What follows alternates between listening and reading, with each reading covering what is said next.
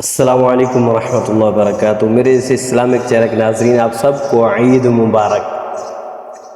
آج بڑی اہم حدیث پڑھوں گا، قربانی کا گوشت رکھنے کی اجازت۔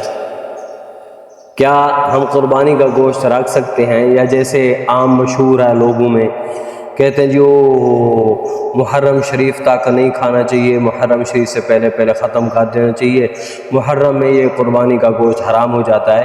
تو میرے آقا کا فرمان سماعت فرمائیں، پورا سال آپ گوشت کھائیں۔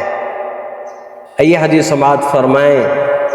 ام المومنین سیدہ عائشہ صدیقہ طیبہ طاہرہ رضی اللہ تعالی عنہ نے فرمایا، حضرت علی رضی اللہ تعالی عنہ سفر سے واپس آئے تو سیدہ فاطمہ الزہرا رضی اللہ تعالی عنہا ان کے پاس قربانی کا گوشت لائیں۔ کون سا گوشت؟ قربانی کا گوشت۔ تو حضرت علی رضی اللہ تعالی عنہ نے فرمایا، کیا رسول اللہ صلی اللہ علیہ وآلہ وسلم نے اس قربانی کا گوشت 3 دن سے زیادہ رکھنے سے منع نہیں فرمایا تھا؟ پوچھ رہے ہیں، حضور علیہ السلام نے فرمایا تھا بھی 3 دن رکھنا ہے، تو اس لیے آپ پوچھ رہے ہیں تو یہ تو منع فرمایا تھا، تو آپ نے ابھی تک رکھا ہوا ہے۔ تو پھر حضرت سیدہ فاطمہ الزہرا رضی اللہ تعالی عنہ نے جواب دیا، حضور نبی اکرم صلی اللہ علیہ وآلہ وسلم نے اس کی اجازت عطا فرمائی ہے۔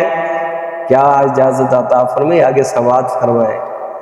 حضرت علی رضی اللہ تعالی عنہ نے حضور نبی کریم صلی اللہ علیہ وآلہ وسلم کی خدمت میں حاضر ہو کر یہ مسئلہ پوچھا، یا رسول اللہ صلی اللہ علیہ وآلہ وسلم، آپ نے تو فرمایا تھا صرف 3 دن کے اندر گوشت کھانا ہے۔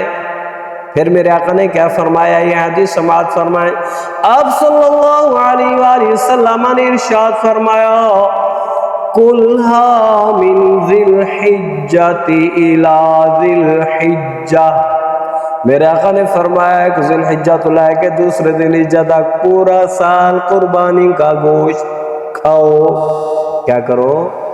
پورا سال قربانی کا گوشت ذی الحجہ سے دوسرے ذی الحجہ تک، یعنی پورا سال گوشت کھا سکتے ہیں۔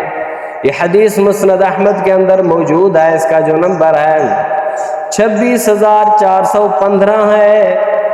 تو سامعین ذوالفقار، عموماً یہ کہا جاتا ہے کہ قربانی کا گوشت محرم الحرام سے پہلے ختم کرنا ضروری ہے۔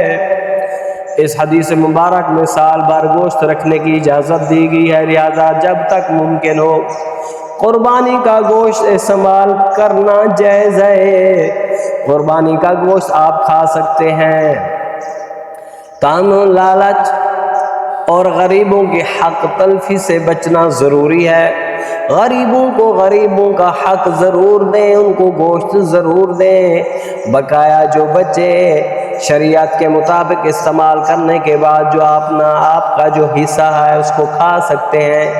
جب فریجیں نہیں تھی اس وقت خشک کرتے تھے۔ کیا کرتے تھے؟ خشک کر کے رکھ دیتے تھے۔ آج بھی ہمارے علاقے میں گوشت کو خشک کیا جاتا ہے، پھر سال بھر کھاتے رہتے ہیں۔ نیز ایام تشریق کا یہ نام اس لیے رکھا گیا کہ ان دنوں میں اہل عرب قربانی کا گوشت دھوپ میں خشک کر کے ذخیرہ کرتے تھے۔ اس حدیث سے معلوم یہ ہوا کہ محرم تک یا محرم الحرام میں گوشت کھانا حرام نہیں ہے، بلکہ پورا سال گوشت کھانا حلال ہے۔ آپ گوشت کھا سکتے ہیں۔ تو دعا ہے اللہ تعالی ہم سب کو اتنی زیادہ سے زیادہ قربانیاں کرنے کی توفیق عطا فرمائے تاکہ مسلمان پورا سال گوشت کھاتے رہیں۔